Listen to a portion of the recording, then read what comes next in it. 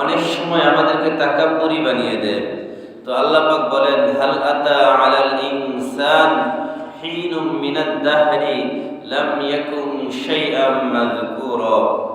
ও জগতের মানুষ, তোমরা কি হিসাবে অহংকার করো, তাকাব্বুর দেখাও, তোমরা কি হিসাবে দুনিয়ার মধ্যে বড়াই করো? কারণ তোমাদের জীবনে তো এমন একটা সময় ছিল, যেই সময় তোমরা পৃথিবীতে মানুষের কাছে গণ্য হওয়ার মতো কোনো উল্লেখযোগ্য বস্তুই ছিলে না। সুতরাং তোমাদেরকে সৃষ্টি করা হয়েছে এক ফোঁটা নাপাক পানি থেকে। কেন সৃষ্টি করেছি?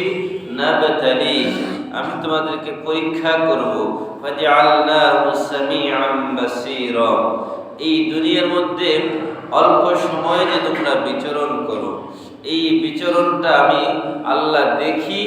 তোমাদের সব কাজ আমার দৃষ্টির সামনেই হচ্ছে, এবং তোমাদের সকল কথা আমি আল্লাহ শ্রবণ করি। তোমাদের সকল আওয়াজ, এগুলো আল্লাহ বলেন আমার কানে পৌঁছায়। এবার আল্লাহ বলেন, এই যে তোমাদেরকে যে আমি দুনিয়াতে পাঠিয়েছি, এটা কি চিরস্থায়ী? কয় যে না, চিরস্থায়ী না, বরং তোমাদেরকে দুনিয়া থেকে বিদায় হয়ে চলে আসতে হবে। এই যে দুনিয়া থেকে বিদায় হয়ে চলে আসা, এটাকে আল্লাহ রাসূল বলেছেন যে ছোট কিয়ামত। আল্লাহ পবিত্র কোরআনুল কারীমের ভাষায় বলেছেন মাউত, মানে হচ্ছে মৃত্যু। এই মৃত্যু এটা এমন একটা বাহন, যে বাহনের মাধ্যমে ইহকালীন জীবনের সমাপ্তি ঘটিয়ে পরকালীন জীবনের সূচনা হয়। মৃত্যু এমন একটা বাহন, যে বাহনের মাধ্যমে ইহকালীন জীবনের পরিসমাপ্তি আর পরকালীন জীবনের সূচনা হয়। আর এই সম্পর্কেই আল্লাহ পাক রব্বুল আলামিন পবিত্র কোরআনুল কারীমের প্রায় 10 জায়গারও বেশি এই মৃত্যু সম্পর্কে আয়াত নাযিল করেছেন। আসেন আমরা কোরআন থেকে শুনি আল্লাহ মৃত্যু সম্পর্কে কি বলেছেন। আল্লাহ বলেন, কুল্লু নাফসিন যায়িকাতুল মাউত। প্রতিটি প্রাণীকেই মৃত্যুর স্বাদ আস্বাদন করতে হবে, মৃত্যুর স্বাদ গ্রহণ করতে হবে। ওয়া ইন্নামা তুওয়াফাউনা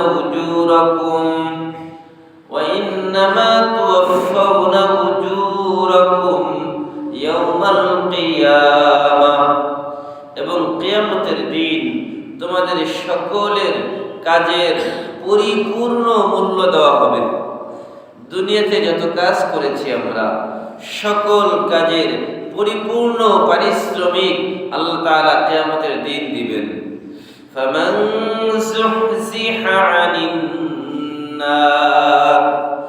যে ব্যক্তি তার এই ইহকালীন কাজের মাধ্যমে পরকালীন জীবনে মুক্তি পেয়ে যাবে। ফামান যুহজিহা আনিন নার।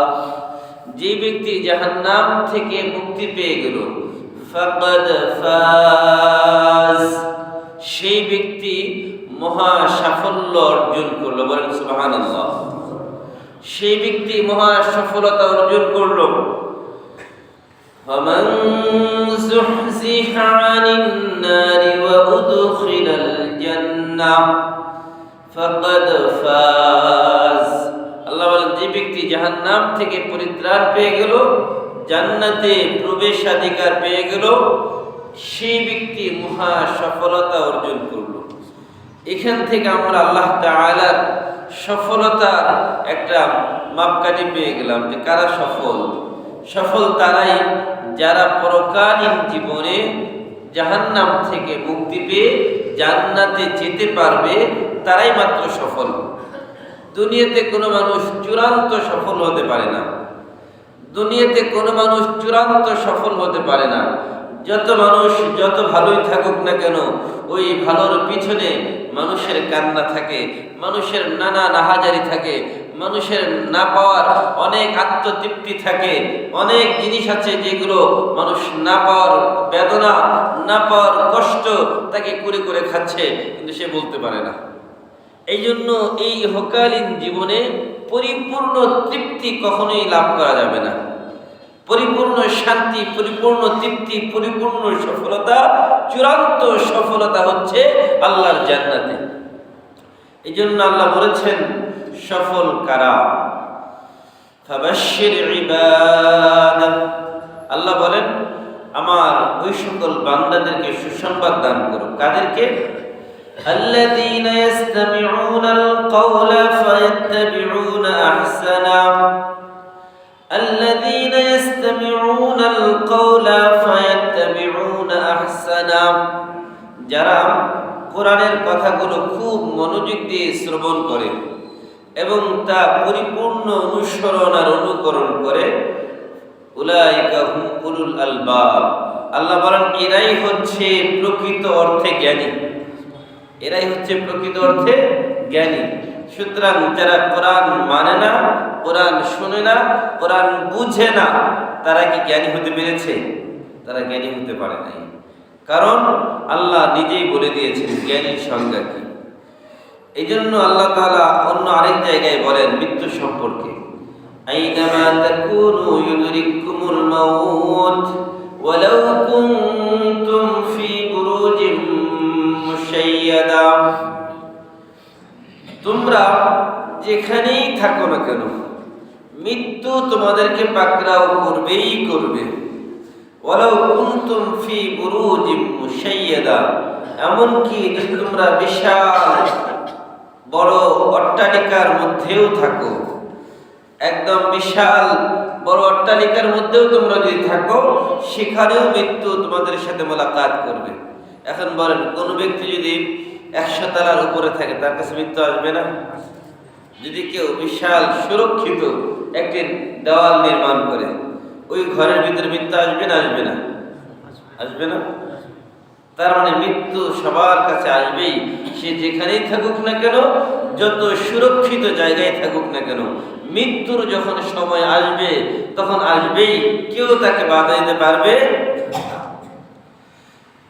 হাত্তা ইযা জাআ আহাদাকুমুল মাউতু তাওয়াফাতহু রুসুলুনা ওয়া হুম লা ইউফাররিতুন, আল্লাহ বলেন যখন তোমাদের কারোর মৃত্যুর সময় ঘনিয়ে আসে, তখন তাদের কাছে ওই ফেরেশতা আগমন করেন, যেই ফেরেশতাকে আল্লাহ নিযুক্ত করেছেন, আর ওই ফেরেশতা ঠিক তার আমল অনুযায়ী তার সাথে ব্যবহার করেন। যদি মন্দ আমল হয় তাহলে খারাপ ব্যবহার পাবে, আর যদি ভালো আমল হয় দুনিয়ার জীবনে তাহলে সে ভালো ব্যবহার পাবে। মৃত ব্যক্তির সাথে কোনো বাড়াবাড়ি করা হবে না, বাড়াবাড়ি করা হবে না, বরং যখন মৃত্যুর সময় আসবে তখন তার কাছে অর্পিত ফেরেশতা, যার কাছে দায়িত্ব দেওয়া হয়েছে, ওই দায়িত্বপ্রাপ্ত ফেরেশতা তার কাছে পৌঁছে যাবে। فَإِذَا جَاءَ أَجَلُهُمْ لَا يَسْتَأْخِرُونَ سَاعَةً وَلَا يَسْتَقْدِمُونَ, আল্লাহ বলেন যখন তাদের নির্দিষ্ট সময় চলে আসবে, তার মানে মৃত্যুর সময় যখন চলে আসবে, লা ইস্তাখিরুনা সাআহ, ফেরেশতারা এক মুহূর্ত পিছনেও যাবে না, এক মুহূর্ত দেরি করবে না, ওয়ালা ইস্তাকদিমুন, এক মুহূর্ত আগেও মৃত্যুর ফেরেশতা আসবে না। যতক্ষণ 1 সেকেন্ডে হায়াত আছে, ওই 1 সেকেন্ড হায়াত থাকা অবস্থায় ফেরেশতা আসবে না, আবার 1 সেকেন্ড পরেও আসবে না। ঠিক নির্দিষ্ট সময় আল্লাহ পাক রব্বুল আলামিনের ওই অর্পিত দায়িত্ব যাকে দেওয়া হয়েছে, ওই দায়িত্বপ্রাপ্ত ফেরেশতা ওই মানুষের কাছে চলে আসবেন। আল্লাহ পাক বলেন ইন্নাল্লাহা ইনদাহু ইলমুস সাআ ওয়া ইউনাজ্জিলুল গায়থ ওয়া ইয়া'লামু মা ফিল আরহাম ওয়া মা তাদরি নাফসুম মাযা তাকসিবু গাদা ওয়া মা তাদরি নাফসুম বিআইয়ি আরদিন তামুত। 5টা বিষয় একমাত্র জানেন আল্লাহ। বলেন কে জানেন? কয়টা বিষয়? ইন্নাল্লাহা ইনদাহু ইলমুস সাআ, কিয়ামত কবে হবে কে জানেন? কেউ জানেন? নবী জানেন? জানেন নাকি? নবীও জানেন না। যদি নবী না জানেন তাহলে আমরা জানি? কিয়ামত কবে হবে জানেন কি? একমাত্র ইন্নাল্লাহা ইনদাহু ইলমুস সাআহ ওয়া ইউনাজ্জিলুল গায়ব। বৃষ্টি দেন একমাত্র আল্লাহ। বৃষ্টি কখন, কোথায়, কতটুকু, কিভাবে হবে জানেন কে? দুনিয়ার কেউ বলতে পারে? ওয়া ইউনাজ্জিলুল গায়ব। আবহাওয়া বার্তাবিদ মনে বলতে পারে। কি বলেন? পারে? তারা যেগুলো বলে সম্ভবত হতে পারে, সম্ভবত, নিশ্চিত করে কোনো কিছু বলতে পারে আবহাওয়াবিদ না।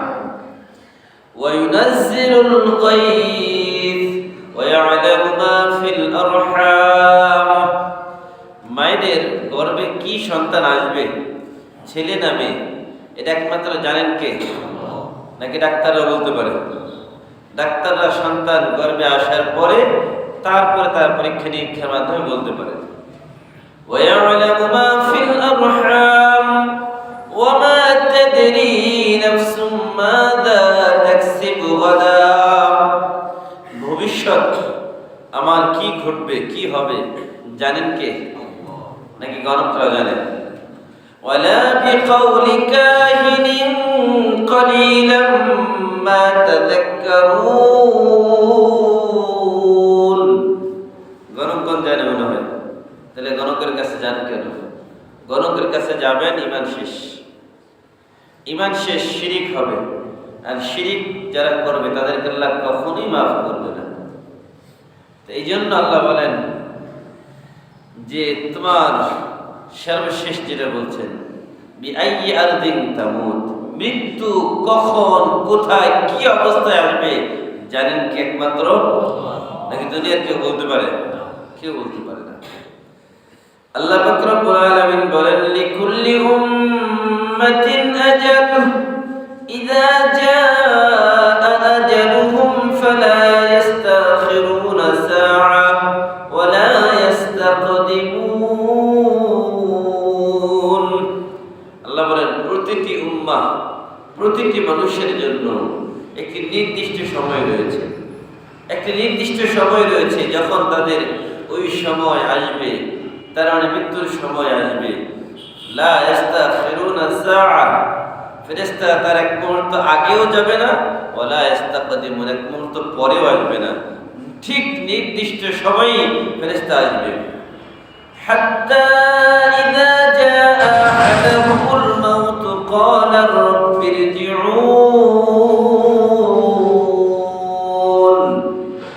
যখন তাদের কারো কাছে মৃত্যু আসবে তখন সে বলবে রাব্বিরজিউন, আল্লাহ আমাকে আরেকটা বার দুনিয়াতে পাঠিয়ে দেন। বলেন একবার মৃত্যু হয়ে গেলে আর ফিরে আসা সম্ভব না। সুম্মা ইউমীতুকুম সুম্মা ইউহয়ীকুম সুম্মা ইলাইহি তুরজাউন। আল্লাহ তিনি মৃত্যু সৃষ্টি করেছেন, তিনি মৃত্যু দেন, তিনি মানুষকে জীবিত করেন এবং তোমাদেরকে তার কাছেই ফিরে যেতে হবে। কার কাছে যেতে হবে ভাই? বলেন কার কাছে? আল্লাহর কাছে। কুল্লু নাফসিন যায়িকাতুল মাউত সুম্মা ইলাইনা তুরজাউন। আল্লাহ আরো স্পষ্ট করে বলেন প্রতিটি প্রাণীকে মৃত্যুর স্বাদ গ্রহণ করতে হবে। সুম্মা ইলাইনা তুরজাউন, এবং আমার কাছেই তোমাদেরকে প্রত্যাবর্তন করতে হবে, আমার কাছেই তোমাদেরকে ফিরে আসতে হবে। আল্লাহ এটা খুব জোর দিয়ে বললেন। কোনো সন্দেহ আছে নাকি আপনাদের? আমরা ফিরে যাব কার কাছে? মিনহা খলাকনাকুম ওয়া ফিহা নুঈদুকুম ওয়া মিনহা নুখরিজুকুম তারাতান উখরা। মানুষ মৃত্যুর পরে যখন কবরস্থ করা হয়, মাটি দেওয়া হয়, তখন এই দোয়া পড়া হয় না? এটা নিয়ে আবার অনেকের অ্যালার্জি আছে, হুজুর এটা পড়ার কি দরকার, এটা না পড়লেও তো চলে। আমি বলি ভাই না পড়লেও চলে, কোনো অসুবিধা নেই, কিন্তু পড়লে ক্ষতি কোথায়, পড়লে কি লাভ সেটা বুঝেন। আল্লাহ বলেন মিনহা খলাকনাকুম, ও মানুষ আমি তোমাদেরকে মাটি থেকে সৃষ্টি করেছি। কে বলতেছেন এটা? কে বলেন? আল্লাহ আমাদেরকে এই কথা বলে কি বোঝাতে চান? আল্লাহ বোঝাতে চান, ও মানুষ, যে মাটি থেকে তোমাদেরকে সৃষ্টি করেছি ওই মাটিতেই তো তোমাদেরকে ফিরিয়ে আনলাম, আবার অফিহা নুঈদুকুম, আবার তো মাটিতেই ফিরে আসলাম, আমিনহা নুখরিজুকুম তারাতান উখরা, আবার তো এই মাটি থেকে উঠাবো। এই যে মাঝখানে 50 বছর 70 বছর হায়াত পাইলা, এই হায়াতটাকে কি করলাম? নিজেকে খুব বেশি অহংকারী বানাইলাম, নিজেকে বড় তাকাব্বুরি বানাইলাম, নিজে অহংকারে মাটিতে পা ফেলো না। মানুষের উপরে জুলুম করেছো, অন্যায় করেছো, অবিচার করেছো, ভাবো নাই যে আবার তোমাকে মাটিতে ফিরতে হবে। যখন তোমার এমন একটা সময় আসবে যখন এই যে এত বড় শরীর, এই শরীর আর হাত তুমি চালাতে পারবে না, ওই সময়ের কথা স্মরণ করো। মানুষের উপরে এই হাত দিয়ে জুলুম করার সময়, যে একটা সময় তো আমার জীবনে এমন আসবে যেই সময় এই হাত আর চলবে না।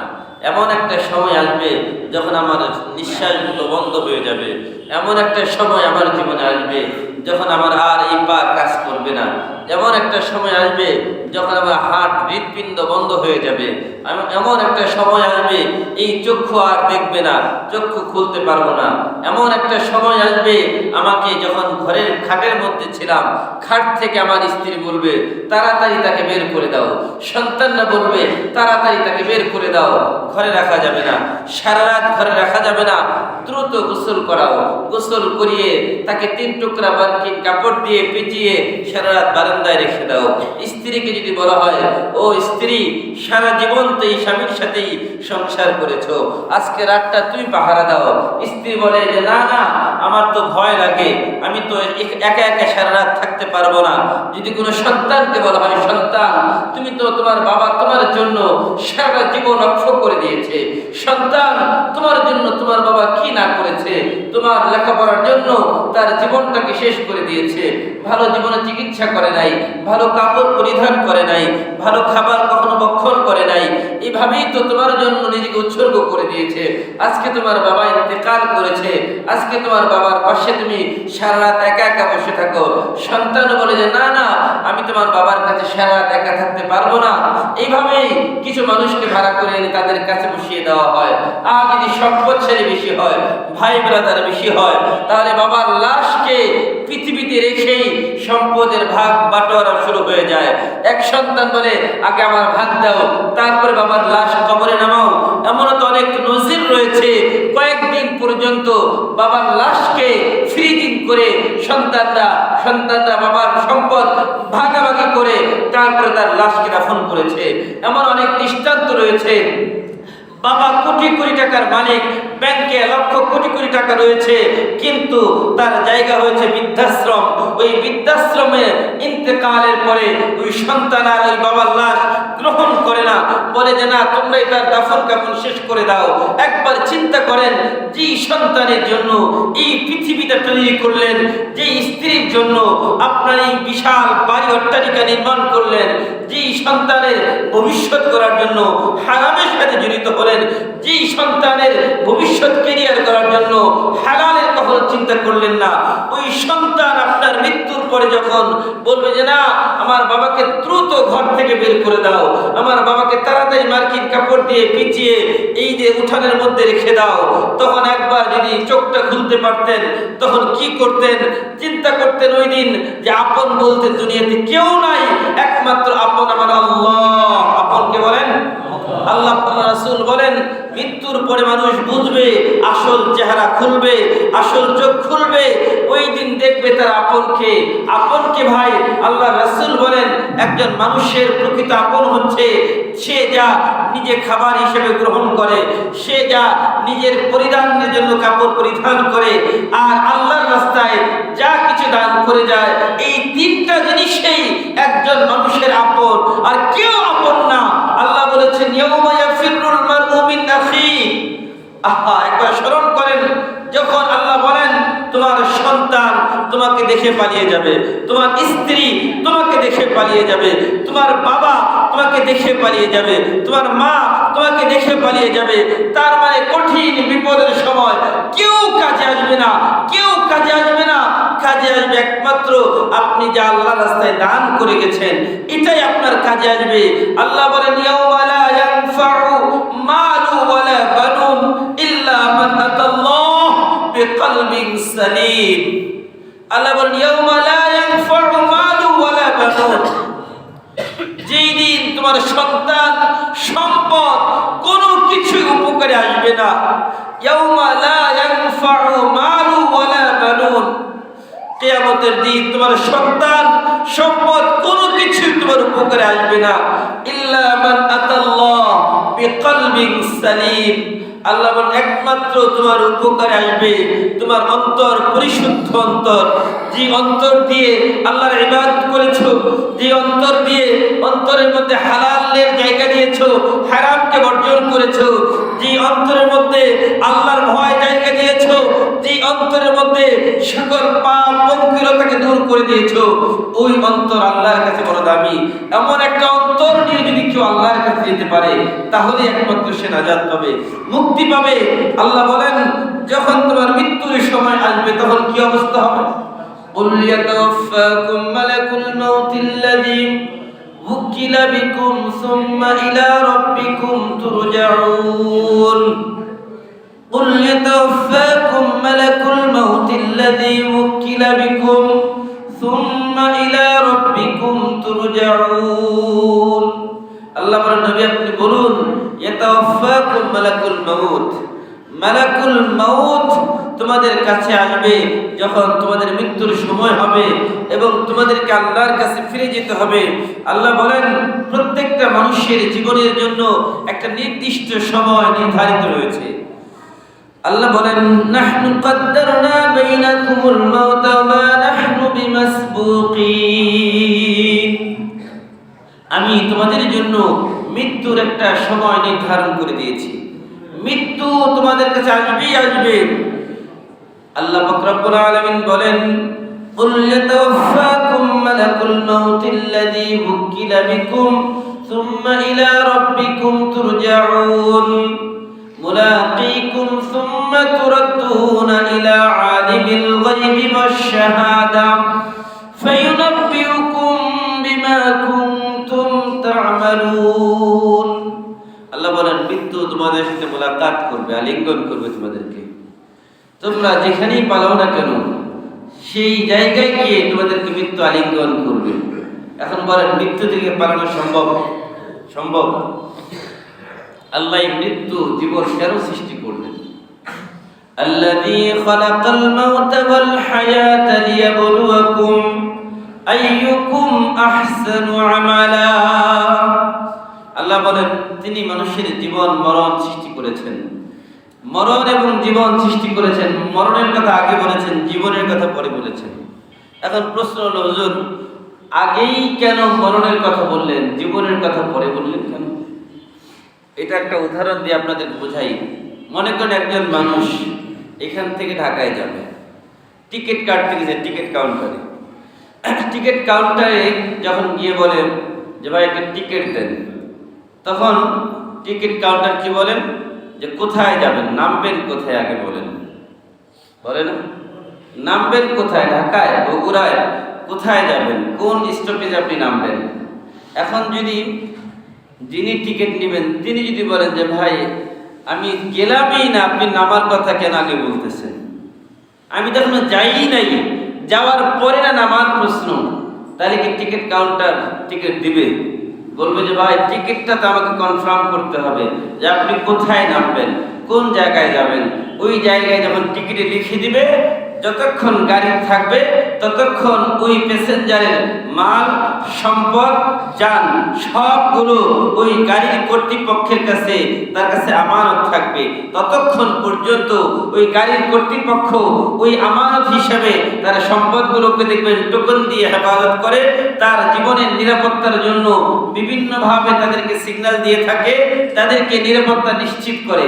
তার মানে হচ্ছে একজন মানুষ যদি ঢাকায় যেতে চায়, ঢাকায় ওই স্টপেজ পর্যন্ত নিরাপত্তা দেওয়ার দায়িত্ব ওই বাস মালিকের। ঠিক তেমনি ভাবে আল্লাহ আমাকে আপনাকে বলছেন, তোমাদের মৃত্যুর কথা স্মরণ করিয়ে দিয়ে বলছেন, তোমাদের মৃত্যু সৃষ্টি করেছি, জীবন সৃষ্টি করেছি। মৃত্যুর কথা কেন বললাম?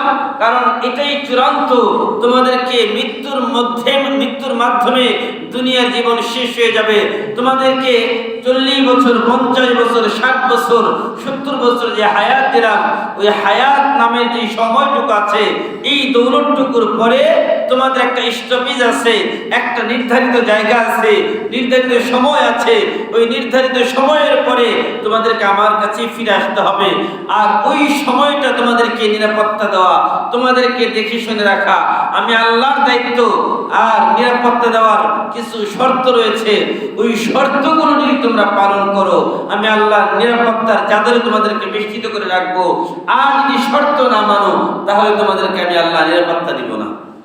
এখন আল্লাহ যে আমাদেরকে মৃত্যুর কথা বললেন, বললেন যে আল্লাহ দিয়ে খলাকাল মাউত, তিনি মৃত্যু সৃষ্টি করেছেন এবং জীবন সৃষ্টি করেছেন। কেন? কারণটা কি? লিয়াবলুয়াকুম আইয়ুকুম আহসানু আমালা। লিয়াবলুয়াকুম, তিনি তোমাদেরকে পরীক্ষা করবেন। বলেন কি করবেন? স্পষ্ট কথা, আল্লাহ আমাদেরকে পরীক্ষা করবেন। বলেন কি করবেন? পরীক্ষা। আইয়ুকুম আহসানু আমালা, এই পরীক্ষার পদ্ধতিটা কি হবে? আল্লাহ বলেন তোমাদের মধ্যে কে সবথেকে সুন্দর আমল করতে পারে, এটা আমি আল্লাহ দেখব। কি আমল বলেন তো ভাই? সুন্দর আমল। বলেন কি আমল? নাকি বেশি আমল? বেশি না সুন্দর? সুন্দর। এখন পরিমাণে যদিও কম, কিন্তু জিনিসটা যদি কোয়ালিটিফুল হয়, এটার দাম অনেক বেশি। আর যদি পরিমাণে অনেক বেশি কিন্তু নন কোয়ালিটি, কোনো কোয়ালিটি নাই, ওই জিনিসের কোনো দাম আছে? দাম নেই। এই জন্য দেখবেন দাম ওই জিনিসের বেশি, যেটার কোয়ালিটি যত ভালো। এখন আমল সুন্দর করার পদ্ধতিটা কি? আমল সুন্দর করার পদ্ধতি আল্লাহ রাসূল বলেন, যে আমলের মধ্যে 3 জিনিস পাওয়া যাবে, ওই আমলটা সুন্দর বলে গণ্য হবে। 1 নম্বর, আপনি যে ইবাদত করবেন, ওই ইবাদত সম্পর্কে আপনার 1 নম্বর জ্ঞান থাকতে হবে। তার মানে 1 নম্বর আপনাকে ইলম অর্জন করতে হবে। আপনি নামাজ পড়বেন, নামাজ সম্পর্কে আপনার ইলম থাকতে হবে। নামাজ সম্পর্কে কি ইলম? নামাজ সম্পর্কে আপনার ন্যূনতম নামাজ ভঙ্গের কারণ কয়টি, নামাজের ওয়াজিব কয়টি, এগুলো আপনার জানা থাকতে হবে। কারণ ওয়াজিব ছুটে গেলে তা সিজদায়ে সাহু না দিলে নামাজ হয় না। নামাজ ভঙ্গের কারণ 19টি, এর মধ্যে একটা যদি পাওয়া যায় নামাজ নষ্ট হয়ে যায়। এখন যদি আমি নাই জানি নামাজ ভঙ্গের কারণ কয়টি, ওযু ভঙ্গের কারণ কয়টি, এবং নামাজের ভিতরে বাইরে কত ফরজ, ফরজ যদি আদায় না হয় নামাজ হবে? বলেন তো সবাই, আদায় হবে না। তাহলে নামাজ ভঙ্গের কারণ কয়টি, নামাজের ওয়াজিব কয়টি, নামাজের সুন্নতে মুআক্কাদা 12টি, এগুলো যদি আমরা না জানি, তাহলে কি আমাদের নামাজের সমস্যা হবে না? হবে না? কি বলেন?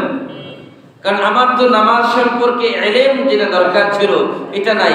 এই জন্য কোনো জিনিস সুন্দর হওয়ার জন্য, সুন্দর করার জন্য ওই জিনিসের ইলম লাগবে। আমি একটা বাড়ি বানাবো, ওই বাড়ির ইলম যদি আমার না থাকে, আমার মাথায় যদি প্ল্যান না থাকে, আমি কি সুন্দর করে বাড়ি বানাতে পারবো? বলেন তো, সম্ভব না। ঠিক তেমনি ভাবে আমার ইবাদতকে সুন্দর করার জন্য 1 নম্বর লাগবে ইলম। এই ইলমের রং দিয়ে আপনার ইবাদতকে সুন্দর করবেন, ইলমের রং দিয়ে আপনার ইবাদতকে মুজাইয়িন করবেন, ইলমের রং দিয়ে আপনার ইবাদতকে কালারফুল করবেন। যখন ইলম থাকবে আপনার, 1 নম্বর শর্ত পাওয়া যাবে। 2 নম্বর শর্ত হচ্ছে আপনার সহিহ নিয়ত লাগবে। কি লাগবে বলেন? ইন্নামাল আমালু বিন্নিয়াত। আপনার নিয়তটা খাঁটি করতে হবে, নিয়তটা একদম শক্তিশালী হতে হবে। আখলিস দীনাকা ইয়াকফিকাল আমালুল কলিল। আল্লাহ রাসূল বলেছেন, দীনান আই ঈমানান, তোমার ঈমানকে তুমি খাঁটি করো, ঈমানকে শক্তিশালী করো, তোমার নিয়তটাকে পরিপূর্ণ শক্তিশালী করো।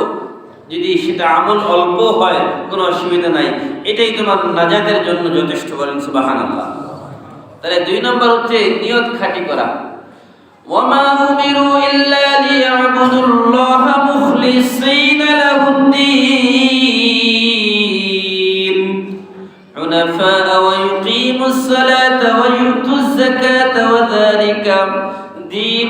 قيما আল্লাহ বলেন একদম মুখলেস একনিষ্ঠভাবে দিল থেকে ইবাদত করবে একমাত্র আল্লাহর জন্য। বলে ইবাদত কার জন্য করব? আল্লাহর জন্য। ইবাদতের মধ্যে যদি রিয়া থাকে, লৌকিকতা থাকে, এটা শিরিক।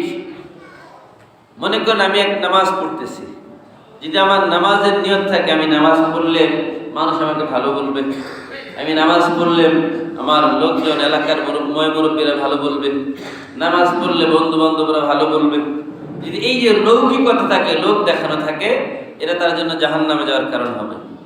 আর আইতাল্লাযী ইউকাযযিবু বিদ্দীন ফাযালিকাল্লাযী ইয়াদউল ইয়াতীম ওয়ালা ইয়াহুদ্দু আলা তুআমিল মিসকিন ফাওয়াইলুল লিল মুসাল্লিন।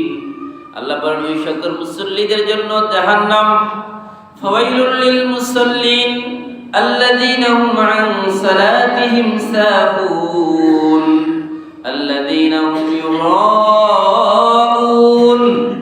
যারা নামাজের ব্যাপারে উদাসীন, যারা নামাজের ব্যাপারে উদাসীন, নামাজের মধ্যে অমনোযোগী। আর 2 নম্বর, যারা মানুষকে দেখানোর জন্য নামাজ পড়ে। আল্লাযীনা হুম ফাওয়াইলুল লিল মুসাল্লিন আল্লাযীনা হুম আন সালাতিহিম সাহুন আল্লাযীনা হুম ইউরাউন। যারা মানুষকে দেখানোর জন্য নামাজ পড়ে তারাও জাহান্নামী। বলেন তারাও কি? তাহলে আমাদের নামাজ পড়তে হবে একমাত্র কার জন্য? বলেন যে কোনো ভালো কাজ দান করবেন একমাত্র আল্লাহর জন্য, রোজা রাখবেন আল্লাহর জন্য, রিজিক যা কিছু করবেন সব কিছু কার জন্য? আল্লাহর জন্য। ওমা উমিরু ইল্লা লিয়াবুদুল্লাহা মুখলিসিনা লাহুদ্দিন। আল্লাহ বলেন ইবাদত সুন্দর করার 2 নম্বর শর্ত হচ্ছে নিয়তটাকে খালেস করা, নিয়ত ভেজাল মুক্ত হওয়া। নিয়তের মধ্যে ভেজাল থাকলে সব শেষ। 3 নম্বর, আল্লাহ রাসূল বলেন মান আহাব্বা সুন্নতি ফাকাদ আহাব্বানি ওয়া মান আহাব্বানি কানা মাই ফিল জান্নাহ।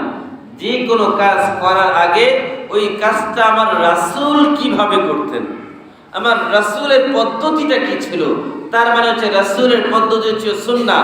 ওই সুন্নাত পদ্ধতিকে অনুসরণ করে ওই নেক আমল করা। আল্লাহ রাসূল বলেন যে ব্যক্তি ওই সুন্নাত পদ্ধতিকে অনুসরণ করে নেক আমল করবে, আল্লাহ পাক রব্বুল আলামিন কিয়ামতের দিন রাসূলের সাথে তার জান্নাতের ব্যবস্থা করে দিবে। সুবহানাল্লাহ। তাইলে কোন নেক আমল সুন্দর হওয়ার জন্য কয় জিনিসের প্রয়োজন বলেন সবাই? বলেন কয় জিনিস? 1 নম্বর কি লাগবে? ইলম। বলে 1 নম্বর কি লাগবে? 2 নম্বর সহিহ নিয়ত। 2 নম্বর কি লাগবে? নিয়ত সহিহ করতে হবে, নিয়তটা পরিশুদ্ধ করতে হবে। 3 নম্বর ইত্তিবায়ে রাসূল, ইত্তিবায়ে সুন্নাহ, রাসূলের পরিপূর্ণ আনুগত্য, রাসূলের পরিপূর্ণ সুন্নাহর অনুকরণ করে আপনাকে আমাকে ওই ইবাদত করতে হবে। যদি কোনো ইবাদতের মধ্যে এই 3 পদ্ধতি পাওয়া যায় তাহলে ওই ইবাদত আল্লাহর কাছে সুন্দর আমল বলে গণ্য হবে। আর আল্লাহ তাআলা বলেছেন আমি তোমাদেরকে পরীক্ষা করব কে তোমাদের মধ্য থেকে সবথেকে সুন্দর আমল করে। যে সুন্দর আমল করবে আমি আল্লাহ তাকে মাফ করে জান্নাত দিয়ে দিব। সুবহানাল্লাহ। আহাব্বুল আমালি ইলাল্লাহি আদওয়ামুহা ওয়া ইন কাল্লা। আহাব্বুল আমালি ইলাল্লাহি আদওয়ামুহা ওয়া ইন কাল্লা। আল্লাহ রাসূল সাল্লাল্লাহু আলাইহি ওয়াসাল্লাম বলেন আল্লাহর কাছে ওই আমল সবথেকে বেশি প্রিয় যে আমলটা সব সময় করা হয়, যদিও সেটা ছোট হয়, অল্প হয়। একটা আমল আপনি নিয়মিত করেন কিন্তু সেটা ছোট মনে হয় আপনার কাছে, কিন্তু এটাই আল্লাহর কাছে অনেক প্রিয়। কোনো আমলকে ছোট করে দেখা যাবে না। নিয়মিত আমরা প্রতিদিন অন্তত আজকে থেকে নিয়ত করি প্রতিদিন অন্তত 100 বার সুবহানাল্লাহ পড়ব। বলেন 100 বার কি পড়ব? কতবার? 100 বার সুবহানাল্লাহ, 100 বার আলহামদুলিল্লাহ, 100 বার আল্লাহু আকবার, 100 বার লা ইলাহা ইল্লাল্লাহ। আল্লাহ রাসূল বলেন এই 4টা হচ্ছে আফজালুল জিকির, সর্বশ্রেষ্ঠ জিকির। যদি কোনো ব্যক্তির সমুদ্রের ফেনা পরিমাণ গুনাহ থাকে আর যদি কোনো ব্যক্তি প্রতিদিন 100 করে জিকিরগুলো করে আল্লাহ তার সকল গুনাহগুলো মাফ করে দিবেন। করবেন তো ইনশাআল্লাহ? খুব বেশি সময় লাগবে?